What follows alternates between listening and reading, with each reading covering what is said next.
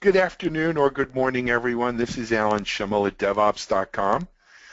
We're at the top of the hour, and we're going to get started in just about a minute or two. We're going to allow for some late arrivers to log in, as there are always late arrivers.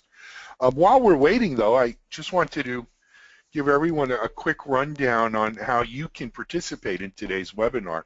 We do use the Citrix GoToWebinar platform, and you're probably looking hopefully at a slide that says Security Breaks DevOps, but on your right-hand side of your screen, hopefully, is a GoToWebinar control panel.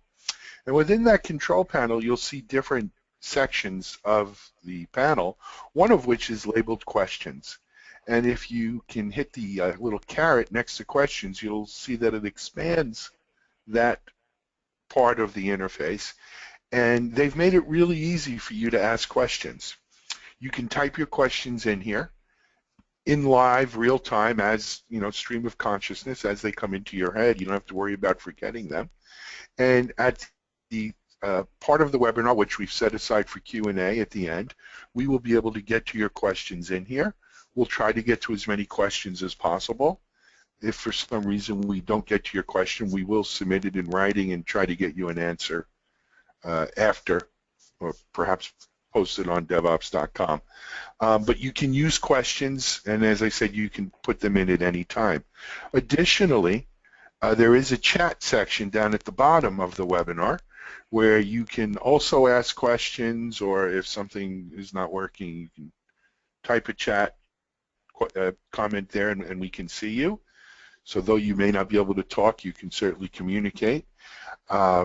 Additionally, just two other quick things. We do have several polling questions that we're going to be using today, and we will they'll pop up at the right time, but you'll see some pollings there. And we do have a handout for those of you who took the time to sign in and join us today. And again, that will be handled later into the webinar. At this point, it's about 2:03, and we still have a lot of people signing on. It's a late arriving crowd, I guess, for summertime, and everyone's on summer vacation schedules. But we need to get started, otherwise we won't finish here. So let's start moving it on. My name, as I said, is Alan Schimmel. I am the editor-in-chief of DevOps.com, and thank you for joining us in another of our ongoing series of webinars. Today's webinar is sponsored by the folks at CloudPass. CloudPass is, I first became aware of them a few years back, well, more than a few years now back, and they're one of the leaders in cloud security.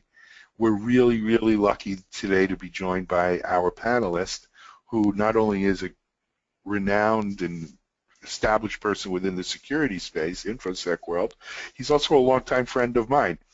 Amrit Williams is the CTO, Chief Technology Officer for CloudPass. Amrit has a distinguished career. I'm going to embarrass you, Amrit. Amrit has a distinguished career in security, having first come aboard, I guess when it was McAfee, it might have even been Network Associates then, but I don't want to say really how old he is. But Amrit has also served as a Gartner analyst, and I first ran into him there when he was handling their vulnerability management space. Amrit then went on to BigFix, which was a tremendous success and eventually purchased by IBM as part of their endpoint Tivoli division. And he's now over here at, he's also worked at Encircle, I should mention, which is now part of Tipping Point, and is now here at CloudPass. Amrit, welcome to our webcast today. Well, thank you very much, Alan. And like I was mentioning to you earlier, when you get to be as old as we are, everyone is an old, long-time friend, right? Yeah, it is. Yeah. Well, thank you very much, and thanks for all those that are attending. This should hopefully be a good session. And again, like Alan mentioned, if you guys have any questions during the session, please let us know. For those that we can't get to, we'll try to get to very quickly. So the agenda is right here for you guys. What we're going to do is really dive into a little bit about the sort of the challenges and the frictions that are created between the DevOps methodology and process and the needs to still maintain some level of security and compliance in how these things are delivered. So I think most of you, I would imagine, have some idea about DevOps and what that means. I've been in the engineering world for quite some time. I actually first started at McAfee when they were less than 100 employees, and it was a small startup environment in the early 90s. And so I've seen the progression of engineering or software development life cycles from the early waterfall style days to the rational unified process through Agile and Scrum and Kanban. And it's not just the processes that have allowed us to get closer to what truly is DevOps, which I'll explain in a second. It's also the technology stack that's changed. So the invention and the creation and the adoption and the evolution of dynamic elastic compute environments, some of the configuration management tools that we use really play well into this. But I think one of the best descriptions of DevOps, and by the way, I don't really like to use DevOps as a term for a team or a person. It's really a process. But the best description I heard, and I think this came from somebody at Google or Facebook, was we work on a pit crew, and our job is to try and make sure that a Formula One racer is as optimized, as efficient, and as fast as possible. The difference between us in DevOps and the folks that work on a real pit crew is when we have to change a tire, the car doesn't stop. And so what really we're talking about here is a process for getting close to continuous integration and continuous delivery. Now, here at CloudPass, when I've moved from this world of, what used to be very heavyweight repos and things like that, source code repositories, to this new world, we have the technology to basically, our dev guys can basically push a button, merge code into a specific branch. We use things like Jenkins to kick off deployments, automatic deployments into different staging areas, and they'll automatically update tickets in Jira, notify the right people. Unit tests and various smoke tests are kicked off. We integrate third-party applications to help make sure that we're performing the right level of not only security scanning, but also other types of scanning and monitoring and instrumentation. So there's no question that the process of DevOps offers a tremendous amount of speed and agility. The concern, though, happens to be that sometimes not all organizations are able to integrate security into the DevOps process. And when I was with Gartner, I did write a lot about integrating security into the software-defined life cycles, or I'm sorry, the software development life cycles. And that was a challenge for folks. It was usually something that was done either as part of the QA process or post, commercial code, getting into the production environments, and it was the responsibility of organizations to layer security on. There really is an opportunity here with the new process of DevOps and the new technologies to start integrating security in. But there is a little bit of a challenge, and some of these challenges come from there's still the same requirements that security has today that were back before. There still needs to be change controls in place. There still needs to be systems of record. There still needs to be separation of duties. What environments actually require what level of protection and audit? Is a dev environment, a test environment, a production environment at the same level? And not only that, if you move stuff through these various environments, how do you ensure that security is being maintained? There's the concept of gold masters, where you have basically a gold base image that both the security teams and the compliance teams and the ops teams and the development teams that are building software on top of the infrastructure are able to say, yes, this is what we believe to be the very proper way for us to have a secure image.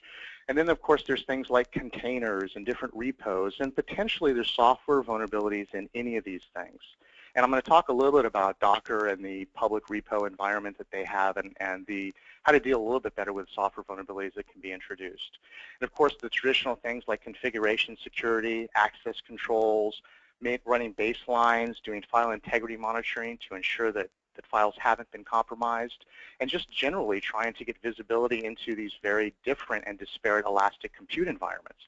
We have customers, for example, that are moving from traditional data centers where the traditional approach to network security was primarily driven by network security products, heavy iron with hardware acceleration to handle throughput, and that was the bulk of what these folks would do because it was very easy to create a perimeter and put segmentation around these things.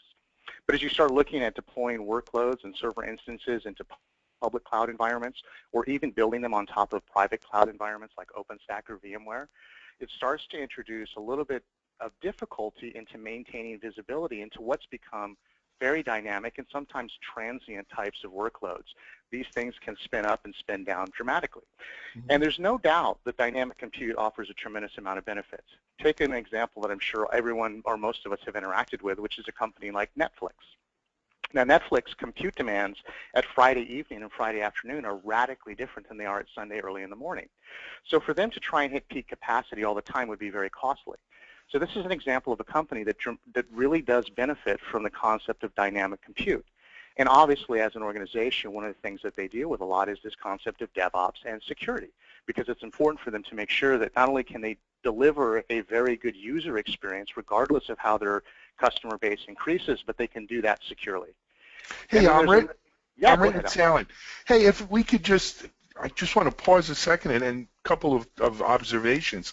Number one is, look, Netflix is a poster child for DevOps and security, but they're also a rather unique use case, if you will, where, you know, they're a so-called unicorn, right, as we like to say, and many of our attendees would love to be Netflix, Google, or Twitter, but their horse is not unicorns, and though we, you know, like to emulate Netflix, how can we take what Netflix does as a unicorn and do it without a horn, if you will?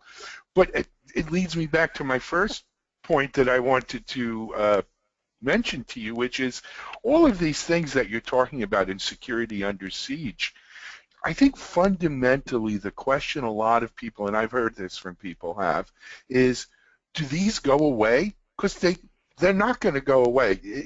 You know, a lot of security people, and we're one of them, you and I both, Amrit, right? Our knee-jerk reaction is, what about these things? They can't go away. We need these done, God darn it. And well, so the interesting thing, Alan, is that nothing's changed. Nothing's really changed. Nothing changes, exactly. The same thing that we've been talking about for the last 15, 20 years are the same things that everyone needs. You still need to implement the same type of critical control objectives, and that's really what some of these bullet points on this slide speak about. You still need to worry about access controls. You still need to worry about strong security configuration management. You still need to worry about compromise management. Those things haven't changed. And that's the thing that's so important for people to realize is even though the technology stack has changed, even though there's a different form factor that we may be delivering our services on top of, and even though these things may happen a lot faster than they have before, nothing has changed. Which now brings us, I believe, to our first polling question, which is, I don't know the complete makeup of the audience here. I imagine there's some mix of security folks and DevOps folks. I imagine most people in the audience have some desire or some interaction with DevOps at some level. So I'd like to ask if the polling question could pop up, and what we basically want to understand here is how integrated is security into your DevOps process? Yep. And Jules, do you want to launch that, or? Okay. Is security embedded in your DevOps lifestyle? And we could select one of the following. And if our audience can vote now, I'd appreciate it. We try to do these quickly. All right, we'll give everyone another 5 seconds. 4, 3, 2, 1. Come on, everyone. All right, we're there. Is security embedded? Wow. What do you think, Amrit? I think that's fantastic. So let's talk about how we make sure the rest of the folks on the call can get that embedded, or also make sure that we're doing it properly. I want to know who the 5% are who I hate those security guys. But guys. Yeah, right. Hey, Amrit, just quickly, I'm not seeing your slides. If you wouldn't mind, just, I don't know if we've lost them there or. There we go. Perfect. Okay. So one of the things here is, having been in security for a while, some of the traditional security tools start to conflict with this concept of dynamic compute or even DevOps. DevOps wants to move quickly. This whole concept of continuous integration and continuous delivery is fantastic. It offers a tremendous amount of benefit, regardless of you being a Netflix or you're a small startup just delivering a SaaS application, or you're a company that's traditionally delivered enterprise packaged software that's shipped on a CD or downloaded, and now you're moving to a model where you're taking advantage of some of these new technologies. The fact is that the traditional tools start to break down, and trying to deploy a big heavy agent into an elastic compute environment is very difficult. They tend to be IP based. They're very resource intensive. Those security folks that have traditionally approached this through the deployment of heavy iron network security technologies, well, you lose throughput, you lose hardware acceleration when you move to virtual appliances that you deploy into a cloud environment. In addition to that, it's very hard to find a perimeter in some of these elastic infrastructures. Some people say, well, we can do it at the hypervisor level and try to do introspection into the work instance itself or the workload instance. The problem there is that it does affect what's called density of the device, so you can only deploy so many images. You're restricted in how many of the instances you can now get running. And of course, introspection can only see so much. So there's definitely, again, a resource hit and a limitation in visibility.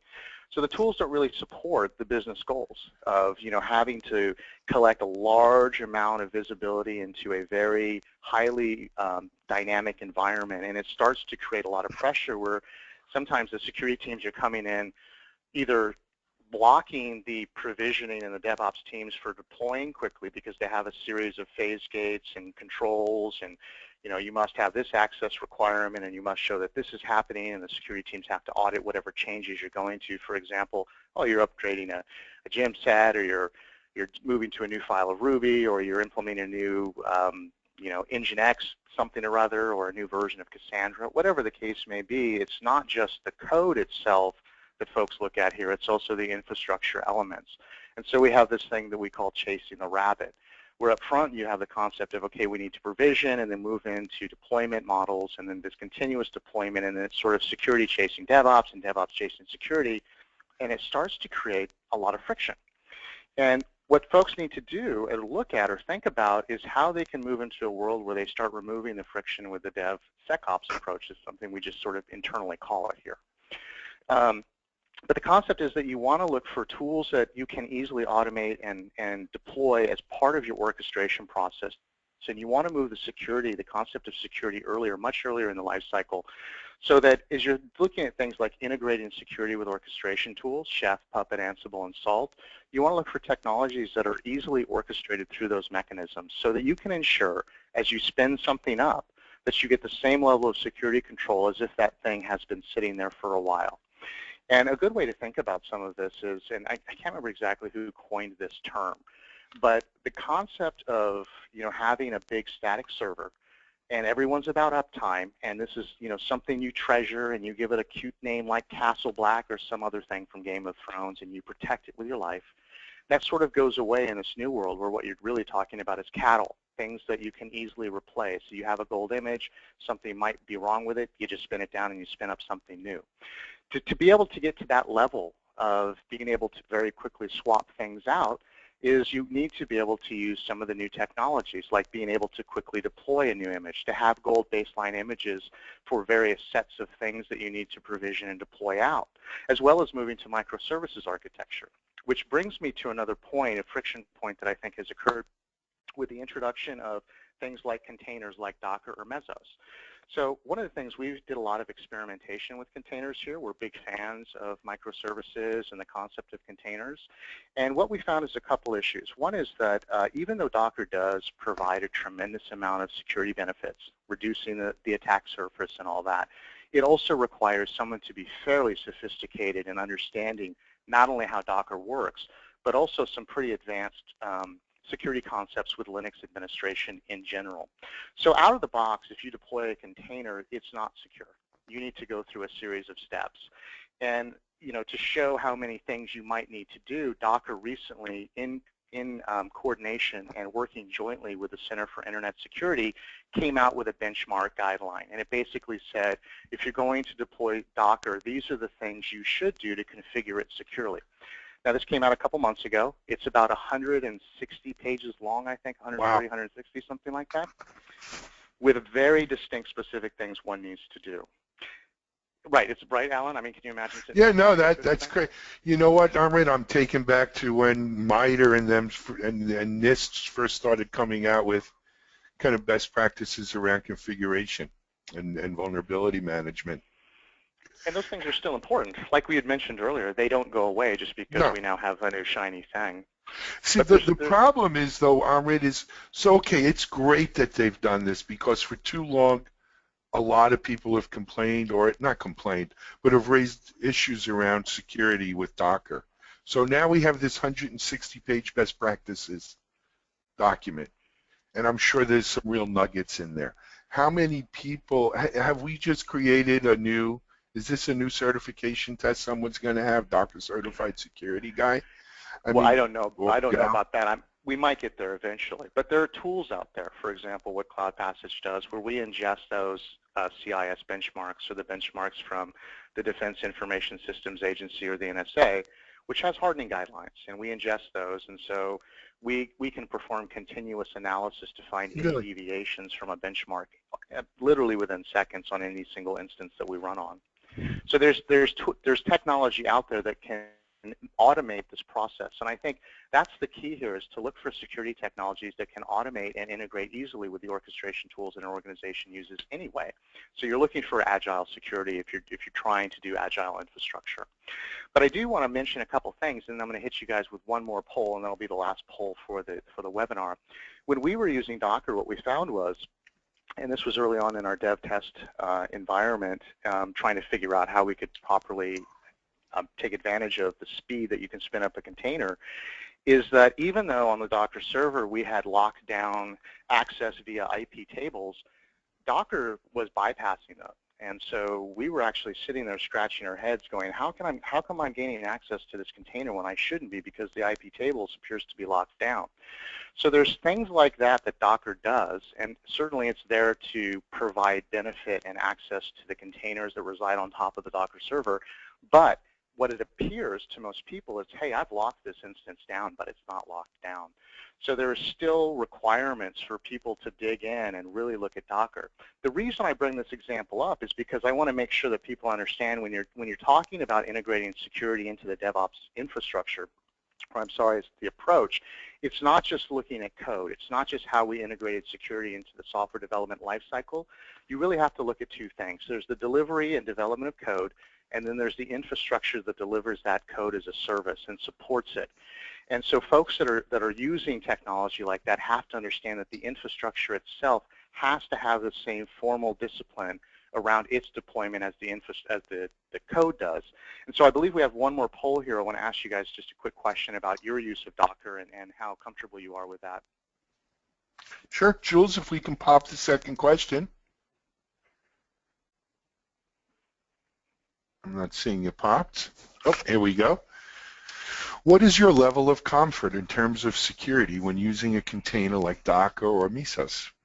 And we'll ask everyone to vote. And again, we don't want to take too much time, so 5, 4, 3, 2, oh, we're about where we were last time. Okay. So very few people are very comfortable. And it's then split a third, a third, and a third. I'm surprised there's such a huge number not using containers. I would probably ask a follow-up question at this point, but I'm not going to, which is probably around, do you have no plans to use a container, or you're just not implementing them currently? So I'm ready. Another day. Yeah, no, but let me quickly comment on that while you bring up your your slides. We did a survey here at DevOps.com about 2 or 3 months ago about container usage, and what we found is that while everyone kind of plans on playing with containers, let's go, or experimenting with containers over the next 12 to 24 months, very few actually have them in production. Most have them in some sort of test dev environment, and there is about 32% of the market that are maybe planning to use containers at some point in the future, have talked about containers, but have not actually done anything with it. So there are some poll results which show that even those people that aren't using it today, there's a significant number that plan to. Yes, and that's I think a key thing to remember here, right? Is, you know, living in the valley or being in the tech spaces we are, we're a bit of a bubble, and we think, of course, everyone knows what Docker and containers and everything are, but you know, there's still a lot of people just finding out and just being exposed to it. Ahmed, okay, there are your slides again. We're looking at the app, not the slideshow, if we can. Very good. Okay. I think we're there. We go. Oops. Yep. Perfect. Go back a second. You know what? Just So, one other quick thing, Omri, too. Believe it or not, I've gotten heat on this as recently as the RSA conference this past year. Um, when we say DevSecOps, we're not necessarily talking about putting security in between the dev and the ops. It's not so literal that we say dev and then sec and then ops, or that sec is more important than ops, or dev's more important than the other two. It really is just sort of a, an amalgamation of all three of these things into one, but no one is primary over the other, right? You need all of them to really make it happen. Let's say that. yeah, I Fair completely enough? agree with you. Yeah, and I don't know what the best term is to call any of these Me things. either, but everyone I've used, I've gotten crap about it, so it's as good as any other, Omri. Well, think of it this way. Look at all of the money and the marketing muscle that exists in tech, and the only thing we could come up with for the Internet of Things is the Internet of Things. Yeah, So give us that's a break. true. Yeah, fair enough. So, Good point. so just for the purpose of this, as Alan said, we're not making a statement or trying to forward the concept that any one of these things is more important. The concept here is really one of integration, that we've moved into a model where the development organization and the ops organization has started to come together as one to better do things like continuous integration and continuous delivery, with the understanding that there is a very tight coupling between the infrastructure that we deliver services on and the code that we deploy on top of that infrastructure. It's a single experience. So, and that's the thing. Like if you're interacting with Amazon and there's a problem with their website, and you're not getting the response times that you desire, or there's some type of bug that you're experiencing, even though that may be able to be diagnosed as a problem with their infrastructure or ops side, or a problem with their code, customers don't care. All they think is Amazon's down, or product X is down, or company Y isn't delivering. So that's the concept there, and what we're trying to get to is say, look, security is important as well as part of this process. You need to make sure that it's there, because the threat environment right now is so hostile. And we have the opportunity to make so many mistakes in this model of speed that we've adopted that we really need to be cautious about it. And so this is why we need to think about security being baked in and not sprinkled on later, by making sure the teams are aligned. And that there's a lot of visibility and control up front, that you define the policies. You're able to define, hey, if I'm going to deploy Red Hat Linux 6 and I'm going to put a Postgres database on there, and I believe that this will probably be in scope for PCI, everyone who's involved in the development, the inception, the deployment, and the administration, monitoring, and maintenance of those systems need to agree that these are the controls that we're going to implement. This is the configuration that that machine should take, and we're going to automate the process of making sure that it does do that, and then we're going to monitor and look for any deviations from that known good state and very quickly respond. And if you start to do that, then you can move from sort of chasing the security rabbit to enabling them and bringing these teams into concert where they're not at conflict with each other. I know that, I'm sure some of you have experienced this when you have something like this, where you have, there is an issue and you want the dev guys to get in there and start mucking around inside of your NoSQL database or whatnot, but the security team says, no, that's production, so you can't do that. So it starts to create a little bit of friction. But if you have a lot of the understanding up front around how things should be configured and how things should work from a policy perspective and a governance perspective, then you start to make some of those things a lot easier to deal with. So I'm going to dive into a couple imperatives here for what we call survival and agile business. One of them is definitely automate or die. There's a lot that we can dig into there. The orchestration and integration of security. Why there's an importance on focusing on the workload itself and not just the underlying infrastructure, especially if you're in a public cloud environment. The dynamic infrastructure really does require the concept of dynamic policy creation and orchestration. And the continuous delivery can mean continuous security. And again, with all things, it's about layers and not silver bullets. There's no single product or approach that's going to make everything go away. There still needs to be, as we mentioned earlier, as Alan was mentioning, the requirement to do a set of things across all the critical control objectives.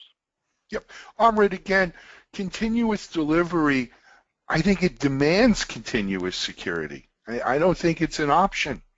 And from what I know about CloudPass and what you guys are doing, that's part of it, right, is it's continuous. Oh, absolutely. So I would just, to me, and I've spoken about this in person conferences and places I've attended where continuous security today is a must. It's not an option, right? If people are continuously delivering, continuously integrating, we can't afford not to have continuous security as part of it. You're absolutely right, and the issue is that a lot of people think they're doing that, but they're not really doing it right.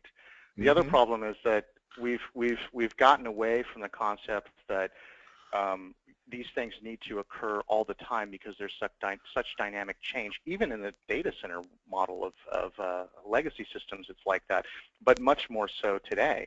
Most people take a snapshot, asset inventory, visibility type of thing of their environment, shove it into a CMDB or something like that, and periodically run a TCP/IP vulnerability scanner, and they have a bunch of other tools to make sure their AV product's up to date and blah, blah, blah. But for them to get a true picture of everything that's occurring on a workload, whether it's a static server on a bare metal system or it's a instance running out in Amazon or Google or Software or Rackspace, that's very challenging for folks. But before we get into some of that stuff, the concept of automation is really important.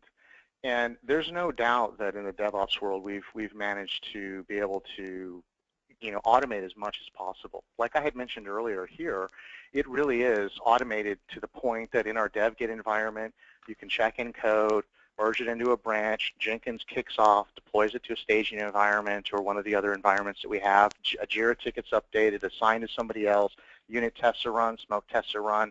We pretty much could, if we wanted to, push a button and deploy all the way out to production if we wanted to. Now, we don't do that because there's a set of controls and phase gates that are important for us, especially as we get into some of the regression stuff, testing stuff. But we're about as close to continuous integration and delivery as we are comfortable with. And that's what technology has allowed us to do. But we also make sure that as part of that, that we're understanding the context of the systems we're deploying code onto, that we're constantly collecting audit and operational data, and that we're preparing for scale. So it's very difficult if you take a heavyweight legacy type of security product and try to hammer that down. I'll give you an example without picking on a particular company, but we did work with a client, and they had built what was a truly beautiful private cloud environment. I mean, they spent 4 years doing it. It looks just like a public cloud. A business unit can go into a portal and say, I want this type of compute and this type of storage. A cost is spit back to that business unit, and they spin the instance up, and they can go about their business. They can do that almost instantly. They don't have to file a ticket with IT and wait for that whole thing to turn around.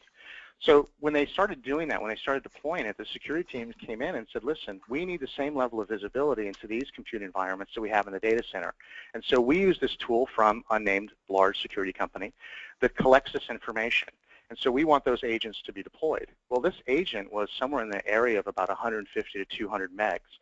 And the cloud architecture team that had put this together said, hey, we're not building big, heavy, virtualized systems here. We're building very small instances of things that can be deployed quickly for the purposes of addressing an immediate business need. So they first did try to deploy this thing, and they said, that's just not going to work. So what they actually did is they ripped apart every check that this tool was doing, and they tried to replicate it in Chef. So what ended up happening was Chef was spinning so hard on these systems that the people running these instances just started turning Chef off because it was consuming too many resources. And it wasn't providing information back anyway. So the only thing that they did for the audit function was they just looked to see if Chef was running or not, and if it wasn't, they would send an email to the person's manager saying, please turn Chef back on. So when we started working with them, we said, look, there's no doubt that Chef is a very powerful configuration management tool, but it lacks security context. Everything you're trying to do, we can do with a very small, lightweight agent, and so that's what we had them deploying instead, and they were able to stop using this heavyweight thing and start to integrate security as part of this automated process of just spinning instances up to address a business need. You know, Amrit, that's such a funny anecdotal story. I mean, how many times have we seen, with desensitization in security where, look, I get too many alerts, I just shut the thing down. But one of the things I've seen with automation is people automate for automation's sake. And because there is a mentality out there that automation is good, so more automation must be more good. Right, and automating as much as we can is best. And I'm not 100% sold on that. I got to tell you the truth. Maybe I'm wrong, and tell me, Amrit. I respect your opinion, but automation for automation's sake alone isn't the end goal here, No, right? absolutely not. Automation just because you can automate isn't the goal. But if you think about, for example, when I gave the description of how we do development here, the automation process means that we can move people out of having to do that we can start having folks work at night or off hours. And we have a quite large percentage of our sort of product team, regardless of whether they're in QA or dev or ops, or even the product management function, that don't sit in the office. They're remote. So we have folks on the East Coast, we have folks in the Midwest. And so it's critical for us that we don't have to wait to make sure that if something's done on the East Coast, they have to wait 3 hours for Bob to wake up, get into the office, log into the system.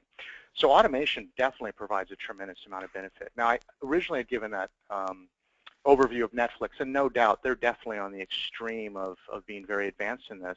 But almost every one of our customers understands that automation in combination with the dynamic compute environments that they reside on provide a tremendous amount of benefit. Whether you want to spin systems up very quickly because you're going through a large test infrastructure environment, like you're a pharmaceutical, or you have seasonal aspects or seasonality to your business and you want to spin stuff up to support your customers, or even what we do here when we've got a heavy load for testing across multiple systems as part of regression or performance testing, we spin things up very quickly, and so the automation is important to that. But automation, you're right, for automation's sake is not the point. The point is to take that automation to a level where you're starting to orchestrate and integrate not just security, but all the other tools in there. So the security teams working closely with DevOps, how they orchestrate and how they work is important. They can learn from that, and they can start looking to deploy security with standard tools, adopting the larger context of these systems and how to apply policies. But I think one here that's really important for folks to walk away with is if they're looking for technologies or tools that they can implement from a security perspective as part of the DevOps process, as part of being able to automate and orchestrate and integrate security, they really need to look for things that are programmatically controlled, that they can leverage APIs, because if those APIs are available, then it becomes very easy for the orchestration of these tools to be deployed and configured and have policy applied. So that's a critical takeaway from this slide is, if you're looking for security technologies to deploy as part of this process, make sure there is the ability for them to be programmatically controlled. Now this is an important one, and this is really, has probably a larger impact for folks that are deploying into public cloud environments. And I just want to take a quick minute to talk about something called the shared responsibility model. So if you, and almost every of the large cloud providers have some, web page dedicated to this statement. Amazon's very clear about this. The infrastructure providers basically say, look, we will secure everything from the physical infrastructure up to the hypervisor. That's our responsibility. But when it comes to the workload instance itself, when it comes to you wanting to spin up a Red Hat Linux AMI, and then you want to deploy Postgres to it, and you want to have that access some other instance that's running an app server, well, how that is secured, that's up to you. And this is why this concept of focusing on the workload is so important, because I think people may be under the misunderstanding that the infrastructure providers provide such a high level of security that they're so good at it, and they have all these tools and technologies that they can deploy, not realizing that the responsibility of securing the actual instance is still up to the responsibility of the company. And Amrit, can you repeat that? Because that is, I think you just hit on the fundamental issue of cloud security. Too many people would like to outsource the security of their cloud instances as much as they outsource the infrastructure in an infrastructure as a service model. But you are still responsible for the security of your instances. There's a point where that cloud provider responsibility ends and yours begins. That's correct. It's incredibly important, really making sure that everyone understands the responsibility of securing the instance is up to the organization. The infrastructure providers do not do that. And so you want to focus on making sure that you have security technologies that can secure the instance, that they're portable, they're flexible, they have a very lightweight footprint, that you can get continuous visibility and enforcement, and that you're enabling microsegmentation. And microsegmentation means, hey, I'm not just looking at north-south traffic, I'm doing east-west traffic. And I'm not just doing east-west traffic at the underlying infrastructure level, I'm doing it per instance, that I can actually block and enable and control traffic going from one instance to another instance. So that level of microsegmentation is actually quite critical. And the only way that you can do that really is if you have tools and technologies that are working at the workload itself. So one of the other things here is this concept of dynamic policies. You have dynamic infrastructure, things change, you make modifications to what you deploy. So you want to be able to define policies and have those policies enabled and enforced based on what something changes. So let's say, like in the prior example, I said you're deploying Red Hat Linux 6, it's running Postgres, and for all intents and purposes, it's in scope for PCI. So you want to be able to define policies and have them enforced by a tool that can say, hey, listen, I recognize that this is a Red Hat Linux 6 server, it's running Postgres, and it's scoped for PCI, so I'm going to apply the appropriate controls and I'm going to enforce those in an automated way. Now let's say you take that server and you push it somewhere else and maybe you implement something on top of it or you move it out of scope for PCI, then those policies should dynamically change. You shouldn't have to do a lot of manual work. And again, you want to look for a security tool that can do that and support that. And of course, this whole thing is about, as you so eloquently pointed out, Alan, the key to all this continuous delivery is that you have to have continuous security. There's just no way around it. If you try to bolt it on or you try to look at it afterwards, or if you're trying to, you don't really care about security in the dev or test environments, you're only going to start to work at it in prod, then you're going to create this friction. And the problem with just thinking, okay, well, the only time we really need to worry about security is in production environments, is that security can impact how you deploy something. It can impact the potential ways that you're monitoring stuff. It can actually potentially impact what's being done, and I mean at the actual running of the service level. So you want to make sure that you have and understand the impact of security very early in the stage. You want to make sure it's implemented there as part of the early process of software development and continuous integration and deployment. And you definitely want to make sure that as you're deploying, especially out to production, that's when you're really able to enforce the policies and the controls that you need. You're able to fully understand the state of these endpoints, and you're able to make sure that everything that you believe is actually true, this concept of trust but verify. I think Reagan said that. I got it, yes. I'm not that old. Oh, you are so, but go ahead. Yeah, I still remember the punch cards. Yeah. So now this is very important too, because I think, it was funny. I did a panel many moons ago with someone who's now very well known in security, and he is the CEO, or not CEO, CTO of a company that makes a firewall product, and he was working for a different company that was acquired by Juniper at the time. And before we went on this panel, and by the way, this panel had nothing to do with our products, he stood up and he said, if you buy my product, you do not need anything else. So I don't know what anyone else on this panel is going to talk about. I probably did a poor impression of this guy, who's actually a friend of mine, but I thought, this is very interesting to me that a lot of times security companies talk as if you buy their thing or you do this thing, that you don't need anything else. That hasn't been true in the past, it's not true now, and it's very highly unlikely it's going to be true in the future. So it's very important that whatever you're looking at, for example, our focus at CloudPass is definitely on securing the workload and the instances. That doesn't mean that the infrastructure security isn't important. It doesn't mean that the things that we don't potentially provide coverage for aren't important. They definitely are. And so you definitely want to understand, just like with all things, there really are no silver bullets. We're not trying to kill werewolves here or vampires. There's a very sophisticated set of potentially highly aggressive and hostile threat actors out there. They're doing very weird things to environments to take them down and steal data. They have very disparate types of motives, and if you're trying to block all that stuff, trying to maintain business, you have to get to an acceptable level of risk. And to do that, you have to do a couple things, like minimize your attack surface, look for orchestration firewall workloads, doing software vulnerability assessment, making sure you're doing configuration security monitoring, enabling multi-factor authentication, and ensuring that you're still using the concept of least privilege, looking at things like compromise management so that you can do file integrity monitoring to ensure that if something's changed, you can quickly identify that, which may be a sign of a potential compromise.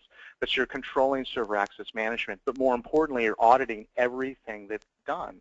And so you're doing event logging and alerting, and you're trying to make sure that even though you're automating, and you know, very early on when people started looking at automation at this level like we are today, the concept was automate as much as possible once you've been able to define your goal operating state or your natural operating state, and then look for anything that deviates from normal operating state. Automate everything, look for anything that deviates from normal operating state, and then very quickly do whatever you have to do to get these systems either offline or back into homeostasis. And that's sort of the goal of automation here and bringing this stuff in line is automate what you can, look for deviations from normal operating state. And you need all this type of tools to be able to do that. Yeah, Amr, just quickly on this too. I mean, certainly within the security crowd, we have been guilty of the, you know, silver bullet and shiny new trinket syndrome. But you know what? DevOps itself suffers from some of this too, right? Some people just think of DevOps as some sort of panacea to solve the ills of not only security but of development, of operations, of how we all work together and everything else. It should be important to note that DevOps itself is not a silver bullet. And the same way you've broken this down into sort of a defense in depth layers sort of approach, which certain aspects can be automated, the same's true of DevOps. We can't just throw a little DevOps dust on things and think something all of a sudden is now automated and cool and working right.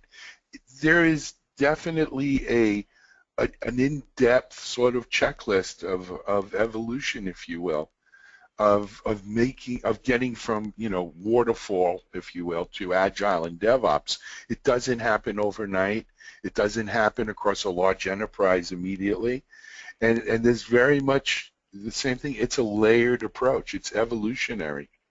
Oh, absolutely. And Yep. even with things like when we first moved to virtualized infrastructure, and then we moved to, and now we're moving more towards cloud computing. You know, I still run into companies that have OS2 running. Seriously, OS2. I worked on the OS2. I was a big OS2 fan. Yeah. And we EOL'd that thing like in 1999. Mm-hmm. And so, you know, people have to understand there's still legacy infrastructure that needs to be supported and maintained, that this is really a journey. And that it is a process, and that it's not something that you can just, oh, I do DevOps. I think a lot of people say they do DevOps, and I'm not really sure what they think they do. But there really is, that being said, there really is a set of folks out there that are doing some pretty incredible things. They're doing things that add tremendous value to the business, and that really falls under this umbrella. And I just want everyone who's doing those things to understand security is still a very integral part of that, and to make sure that they have some ways of trying to get that, you know, better situated in there. So before I turn to questions, which I'll do very, very quick, I'm just going to do my brief public service announcement about CloudPass Halo and what it is. CloudPass Halo is a security orchestration framework. We basically implement a very lightweight agent that sits on any instance regardless of where it's located. It's completely agnostic to the underlying infrastructure. So if you're running instances in Amazon or SoftLayer or Google or Rackspace, or you're running on top of a private cloud such as VMware or OpenStack, or you happen to be running just regular old servers on top of bare metal systems, this very lightweight agent is continuously monitoring every aspect of that endpoint that it can collect. We collect that information and we pull it back to what we call our analytics and orchestration engine. And we then start to apply context, whether that's vulnerability information, configuration errors, file integrity, to make sure that no files have been modified. And then we start to enforce policy around things like the firewalls. So what we're basically trying to do is offer this orchestration platform that fits very well independent of where anything is located, that can spin up very quickly. So as soon as somebody spins up thousands or tens of thousands of instances, we're locking those systems down and protecting them and providing continuous continuous enforcement, telemetry, visibility controls. We integrate very easily and seamlessly into things like Chef and Puppet and Ansible. And we run on any type of infrastructure, like I said, and we're completely programmatically controlled via an API. So the true power of our system here is not the fact that we can do vulnerability assessment and configuration management and firewall orchestration and on and on and on. It's that we've built and focused on deploying a orchestration engine and a platform that's architected and fully designed to work in any infrastructure regardless of where it's deployed, and provides all this information through a single method, whether you're accessing it through our UI portal or whether you're accessing it through a REST API.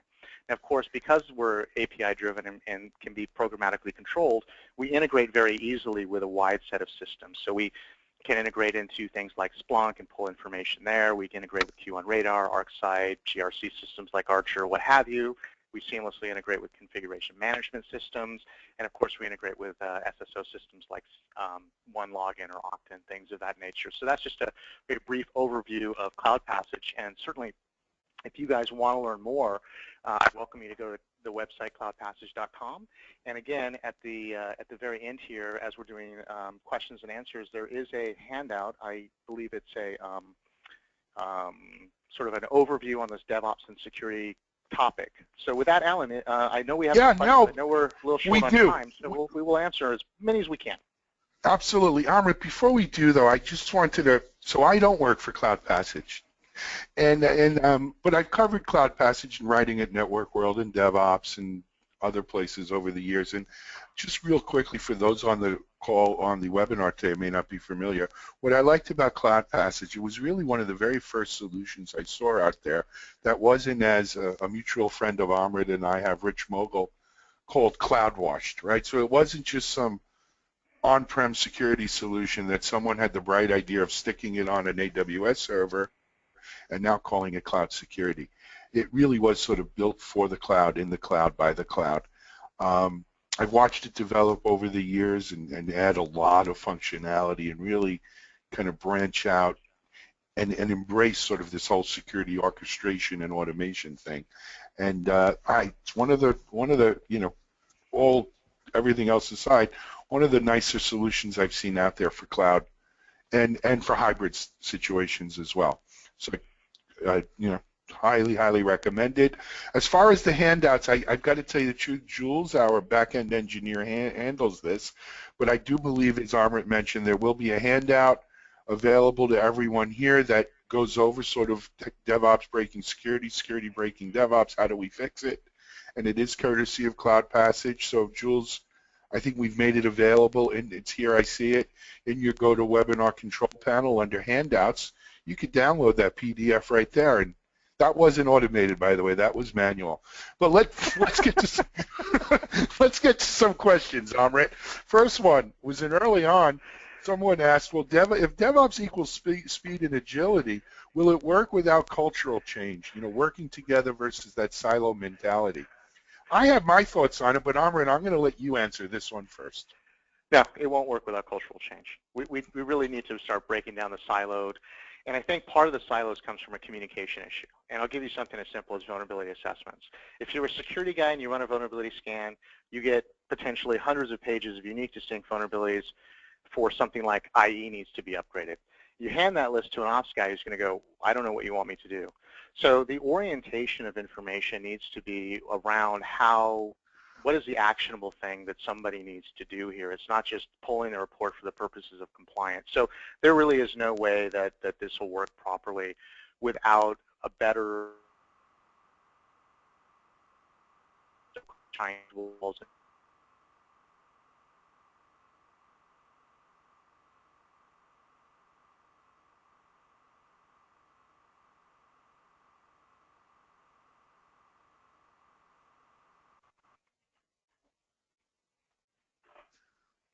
What do you think, Alan?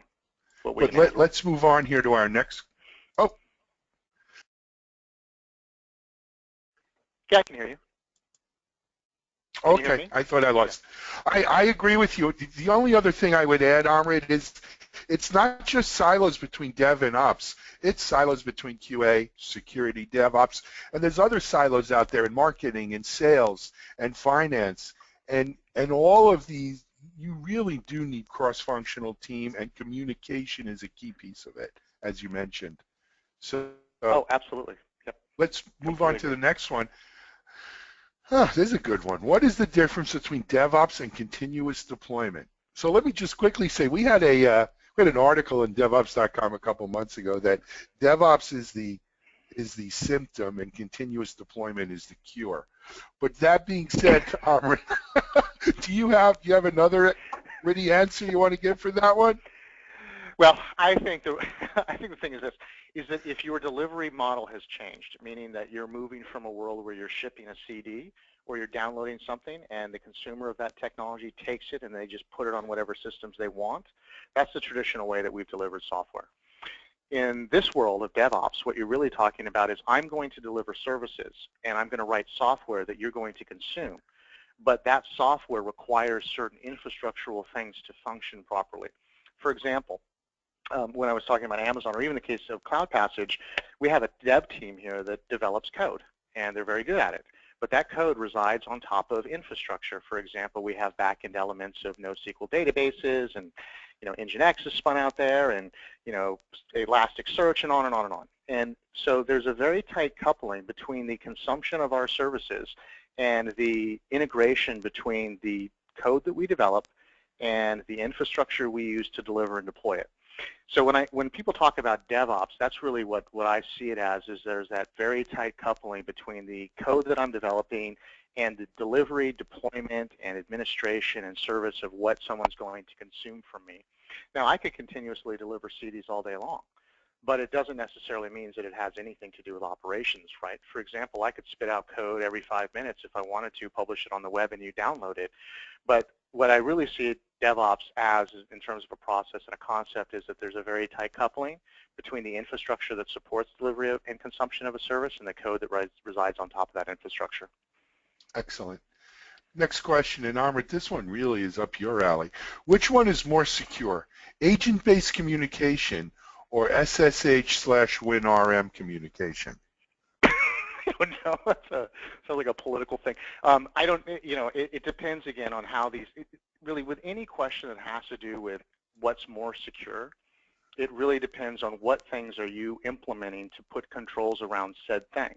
You could get as abstract as and political as what's more secure, a Windows machine or a Mac machine, or what communication method is more secure, or is network security more secure than agent-based security.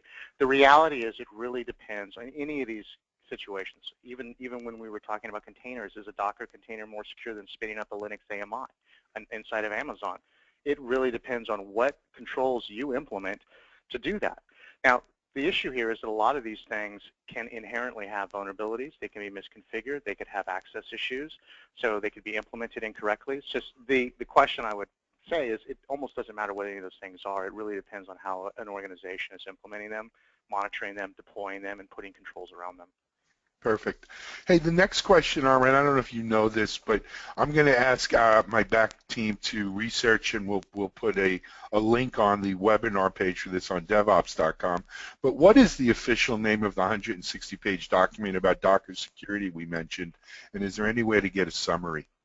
Oh, yeah, absolutely. In fact, you can get it very easily if you just type into Google CIS Docker Benchmark. So for those of you who don't know, the Center of Internet Security publishes hardening guidelines. This is how you should configure something to be secure. They do it for almost all the Linux variants and Windows servers and desktops and whatnot, including Docker. And they worked in combination with Docker to develop this. It's about 140, 150 pages of things one must do. I can shoot you a copy of it, but again, it's very easy to find. Just type CIS Docker Benchmark. It'll pop up. It was originally written for Docker version 1.6. 99% of it has not changed with any new version of Docker, so the same methodology applies because the new versions of Docker haven't radically changed some of these concepts. So those things are available, and you can easily Google it. But again, Center of Internet Security developed this in combination with Docker to try and provide guidance on how to better secure and harden the Docker systems, not only the server but the containers themselves. Great. You know what? A question, I think we probably have hit this already, Amit, but they want to know if we were going to address security in the continuous development life cycle. And I felt like we did a good job on that, but there's a couple specifics I can talk about. Not only is it deploying, products that push into production, but you want to make sure that there's some level of security testing that's performed as part of a unit test or a smoke test. One of the things that we do here is, as I mentioned, we use something like Jenkins to help us deploy code out to a QA staging environment. The smoke test that we use performs several functions. Not only does it go through, and I think there's something like right now we have 12,000 different things that it checks for as a smoke test. But a couple of things that it does is I'll tell you, one of the things that it does is it goes out there and it runs white hat security, which if those of you who don't know, that is a web scanning, vulnerability scanning tool. And so every time we deploy anything into QA staging, which we will do, a lot during a single day, maybe a half dozen times, it automatically runs that white hat scan and then provides us information on that. We also have a couple other tools that we've developed internally as well as with another third party that performs as part of these smokes and unit tests a series of basically security assessments. That's part of the, moving through the DevOps thing into deployment. Now once we deploy, not only do we have a ton of tools that we use to monitor, but the very first thing that we do internally, obviously, is we use our own tools. So the first thing that anything does when it gets deployed is Halo's deployed on top of any instance and locks everything down. And then from there, we start to monitor any deviations from what we're looking for. Absolutely. And Amit mentioned White Hat Security. Another friend of ours had founded that company, Jeremiah Grossman. They are a web app security scanning service, and great product as well. One last question, if we can, Amr, because we're already over the hour, but Mike Rosato asked, are there any concerns with regards to IoT when it comes to security, as it's being used in a lot of industries, especially healthcare? Amrit, I can just tell you we could do a whole webinar on that, probably a series of webinars. Yeah, I think the biggest challenge is that a lot of these things and these devices, they seem like they're tiny and insignificant, but they're collecting information. They're collected and they're connected to the internet. And as we've already shown, I don't think you can't go to a single black hat or DEF CON function where someone hasn't broken into some device.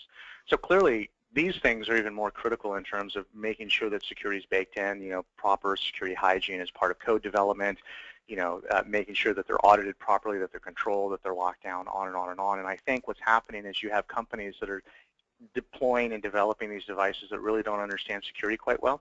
I mean, look at the whole concept of cars now communicating via Bluetooth and internet and whatnot. So yeah, there's definitely an issue there. It's something that's much broader than just a single question, but no doubt there's a lot of security issues with the Internet of Things.